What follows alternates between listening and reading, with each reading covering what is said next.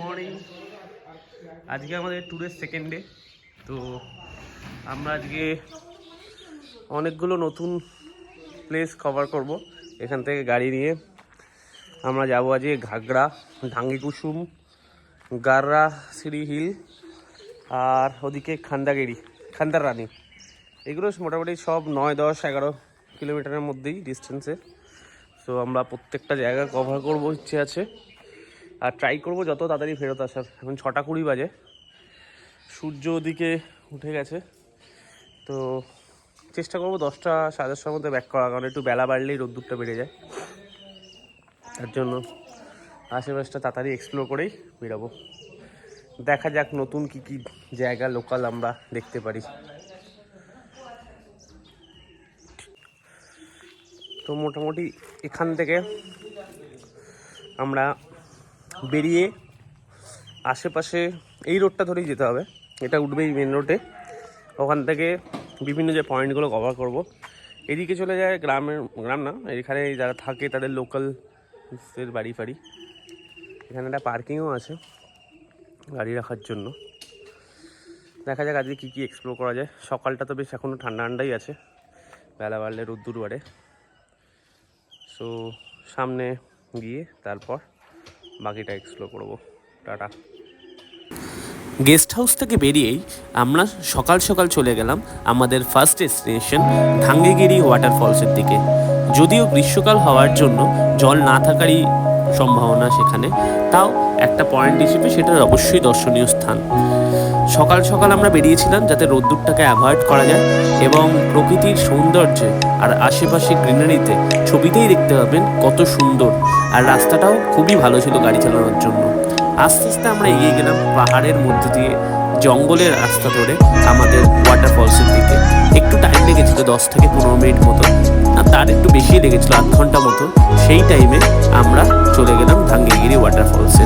বাকি সময়টা কথা না বলে জাস্ট এই প্রকৃতির সৌন্দর্যটা নিজের চোখেই দেখে অনুভব করুন।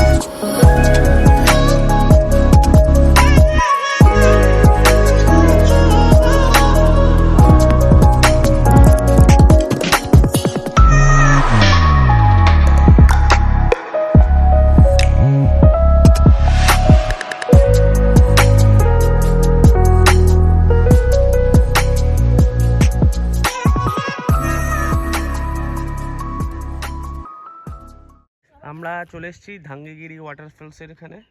মোটামুটি খুবই সকাল সকাল এসেছি, আশেপাশটা পুরোই ফাঁকা। তো আস্তে আস্তে দেখি, এই রাস্তাটা ধরে যেতে হয়।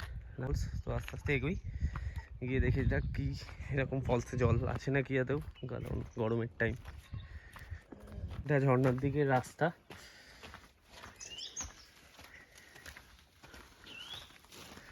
এখানে সব দোকান ফোকান থাকে নাকি?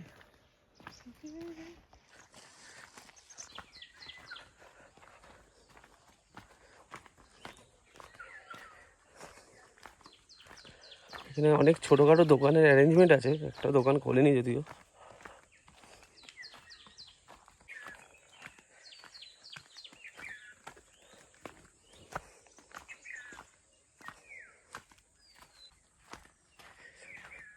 বেশ সুন্দর রাস্তা, এটা ট্রেকিং রুট যাকে বলে। হালকা নেটওয়ার্কই আসছে না তো প্রপার, আবার একটা ট্রেক হয়ে যাচ্ছে যাকে বলে, জঙ্গলের মধ্যে দিয়ে। হ্যাঁ হ্যাঁ, রুটটা লম্বা, এটা ছোট ট্রেকই হচ্ছে সেই জঙ্গলের মধ্যে দিয়ে আগের বারের মতো। কোথায়? এখন তো জল নেই, বর্ষার টাইমে জল থাকে হয়তো। ওয়াটারফলসের দিকে এখানে একটা ছোট মন্দিরও আছে, ঠাকুরের মূর্তিকে বসিয়ে দিয়েছে, শিব ঠাকুরের।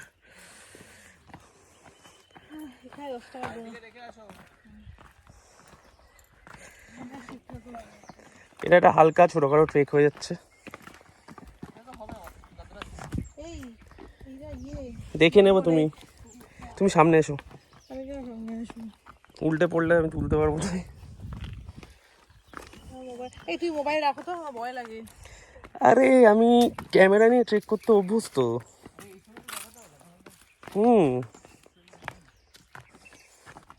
না এখানটা একটু কিন্তু স্টিপ আছে, আর এখানে পাথর নড়নড় করবে কিন্তু। হ্যাঁ ঠিক আছে, পাথর নড়ছে, এই তুই পাথর নড়নড় করছে, দেখো কি বলবো। নড়নড় কোথায় তো? আমাদের ফলসের লাস্ট স্টেপ, যেখানে আমরা ফলসের একটু জলের চেষ্টা করছি, কিছুই পাইনি এখনো। এটাই মনে হয় ওই তো জলের সন্ধান পাওয়া গেছে একটু, ওখানে আমরা ফলস পেয়েছি খুঁজে। এটা বেসিক্যালি বোঝা যাচ্ছে বর্ষার সময়টা খুবই ভর্তি থাকে, কিন্তু এখন যেহেতু শীতের শেষ আর গরমের শুরু, জল নেই, একটু জলের সন্ধান পাওয়া গেছে। যাক, আমরা প্রমাণ দিতে পারছি এটা একটা ফলস অ্যাকচুয়ালি। আমরা কোথায় যাবো, কোন দিকে? তুই জানিস, তুই তো গাইড, এটাই ফলস। তুই তো ট্যুর গাইড। তো এখানে আপনি এসে, যেও না। যাচ্ছি না আমি, এখানে একটা পোস্ট দেওয়ার চেষ্টা করছি, খুব সুন্দর।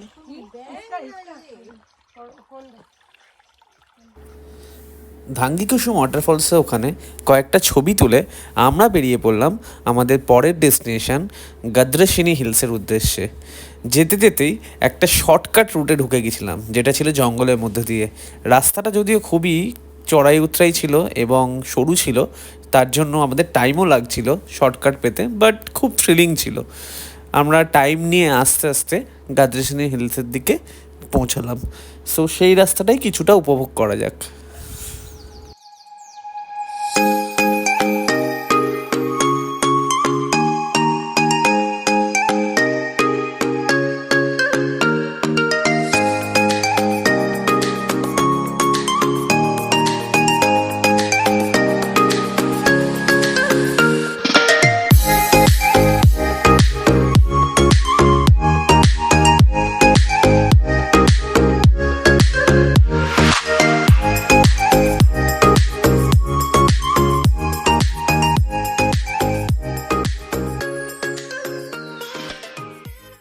হচ্ছে গদ্রাসিনী হিলের পয়েন্ট। সো ওই ডান দিক দিয়ে যেখান থেকে আমরা আসছেন হচ্ছে, ওখান দিয়ে বেসিক্যালি ওই গদ্রাসিনী হিল ওপরে একটা মন্দির আছে আর একটা কেভ আছে। তো অত দূর পর্যন্ত ট্রেক করে যেতে হবে, কিন্তু যেহেতু এখন এটা অফ সিজন, তাই কোনো দোকান কিছু নেই, সবই বন্ধ। এখানে খাওয়া দাওয়ার কোনো অ্যারেঞ্জমেন্ট নেই। সিজন টাইমে এখানে অনেক লোকজন থাকে, ভেন্ডার থাকে, যারা চা বিভিন্ন স্ন্যাক্স পাওয়া যায়, কিন্তু এখন কিছুই নেই। মোটামুটি এখন 10:30 বাজে, হালকা রোদ্দুর হয়ে গেছে। তো আমরা ওখান থেকে এলাম এক্ষুনি, ওই রাস্তাটা ধরেই। ওপরে দুটো স্লোপ আছে, একটা ছোটো মন্দির, একটা বড়ো মন্দির। তো দেখতে যাওয়া যায় যদি সিজন টাইম হয়, নাহলে একটু হিট আছে বটে, কিন্তু একটু ওপর দিকে স্ট্রিপ আছে রাস্তাটা। এই হচ্ছে গদ্রসিনী হিল, আমাদের আজকে সেকেন্ড পয়েন্ট। নেক্সট দেখা যাক কোথায় যাওয়া যায়। গদ্রসিনী পর্বত থেকে ঘুরে এসে আমরা একটা ব্রেক নিচ্ছি, ব্রেক। তো এটা হচ্ছে মুড়ি ঘুগনি, এখানকার লোকাল খাবার। আমরা ম্যাগি খাচ্ছি, মুড়ি ঘুগনি আর চা খাচ্ছি। চাটা একদম গাঢ়, চাটা বলছে গাঢ়, চাটা ভালোই সত্যি। তো এখানে দোকান থেকে আমরা মোটামুটি ব্রেক নিচ্ছি, উত্তরা হোমস্টে। তারপর আমরা নেক্সট ডেস্টিনেশনে যাব।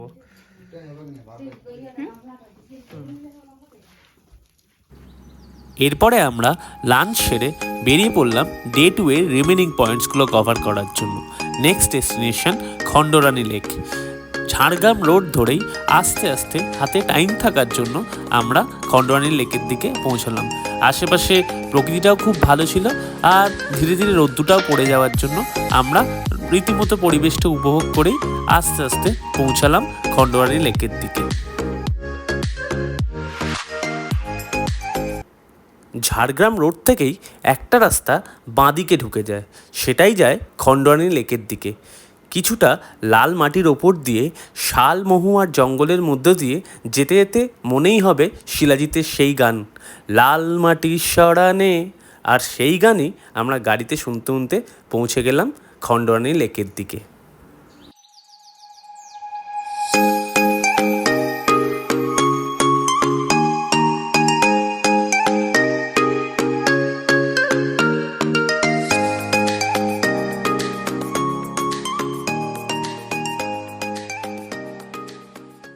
এই হচ্ছে খণ্ডরানী ড্যাম, আজকের আমাদের থার্ড ভিউ পয়েন্ট।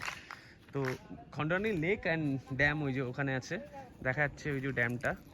তো এখানে সাইডে সবাই দেখছি চড়ুইভাতিও করছে, বেশ ভালো। মানে আজকে দুপুরের পর এখন এই জায়গাটা এসে বেশ রোদ্দুরটাও পড়ে যাচ্ছে, ওইদিকে পাহাড় সুন্দর আর এদিকে গাছে ভর্তি, একটা ছায়ার মধ্যে আমরা গাড়িটাকে ওই দিক দিয়ে ক্রস করিয়ে আনলাম। আর এখানে অজস্র লোক পিকনিক করছে, এখানে একটা চড়ুইভাতির মতো হচ্ছে মনে হচ্ছে। তো এখন জলটা কম আছে, নিশ্চয়ই বর্ষার সময় ভর্তি জল থাকে, তখন এই ড্যামটা ইউটিলাইজ করা হয়। তো দারুণ একটা ওয়েদার লাগছে আমার, যেহেতু সূর্যটাও পুরো আছে, আর বেশ ভালো লাগছে জঙ্গলের মধ্যে, চারদিকে জঙ্গল, খুব পুরো সুন্দর। ভর্তি। আর লাল মাটির ওপর দিয়ে আস্তে আসার সময় তো একটা আলাদাই ফিল আসছিল। দারুণ লাগে, এখানে আসতেই উচিত। এখানে আসলে দারুণ দারুণ। নেক্সট পয়েন্টে যাব আমরা, তার আগে এই জায়গাটা একটু নিজের চোখে উপভোগ করে নিই, তারপর নেক্সট পয়েন্টে যাব। আমরা চলে এসেছি ঘাগড়া ফলস। ঘাগড়া ফলস তো, ঘাগড়া ফলস, হ্যাঁ ঘাগড়া ফলসের এখানে।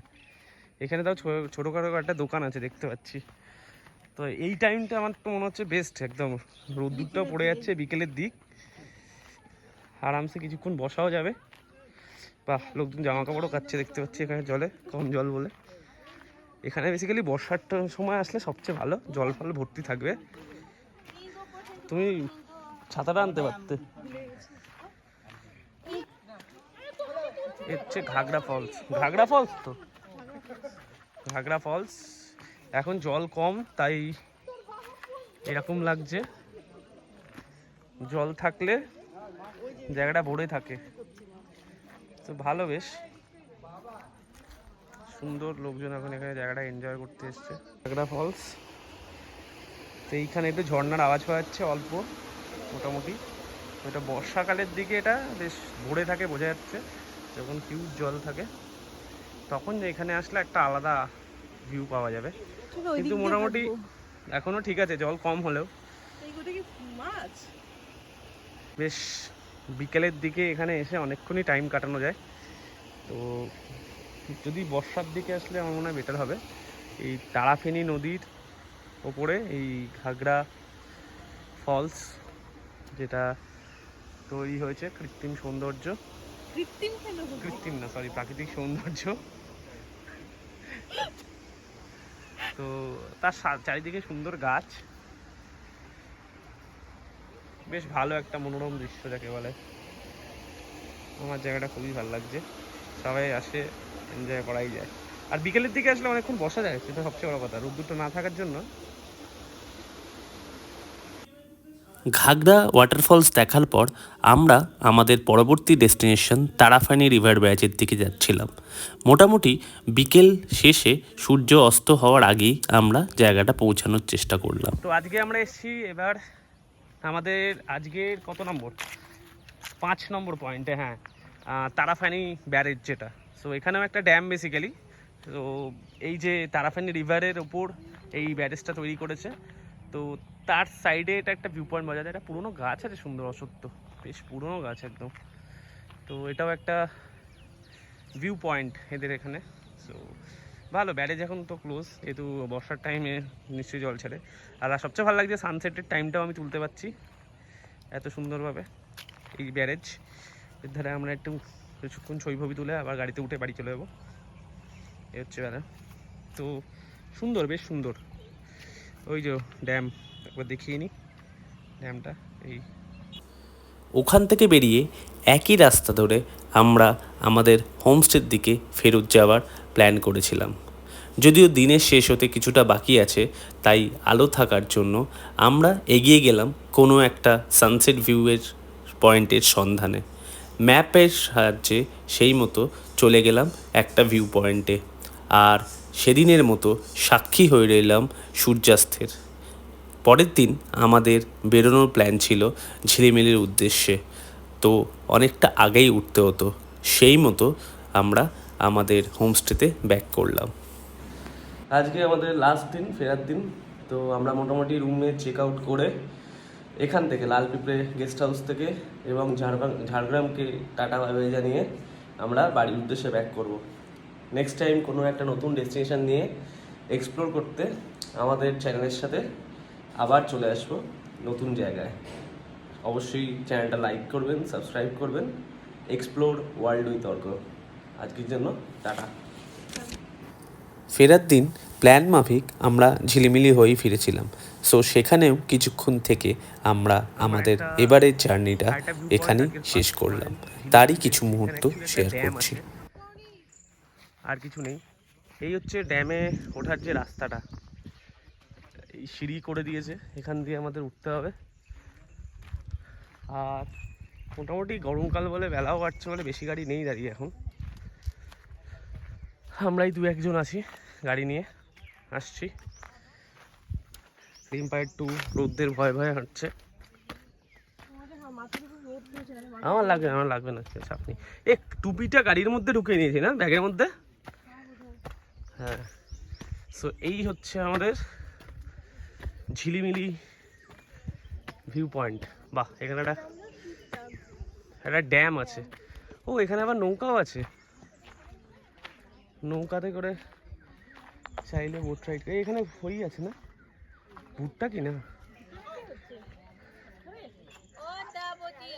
আসছি। এখানে অজস্র নৌকাগুলোও রয়েছে, কেউ চাইলে নৌকা বিহার করতে পারে। এই ওদিকে লোকজন গাড়ি নিয়ে চলে গেছে। সো এই এখানে ঝিলিমিলি পয়েন্ট। হ্যাঁ, এখানে যাওয়ার জন্য সেটাই সুন্দর ভিউ পয়েন্ট। এবার আমরা একটু নিজেদের চোখে দেখি, ওদিকে খুব সুন্দর একটা জঙ্গলও আছে দেখা যাচ্ছে।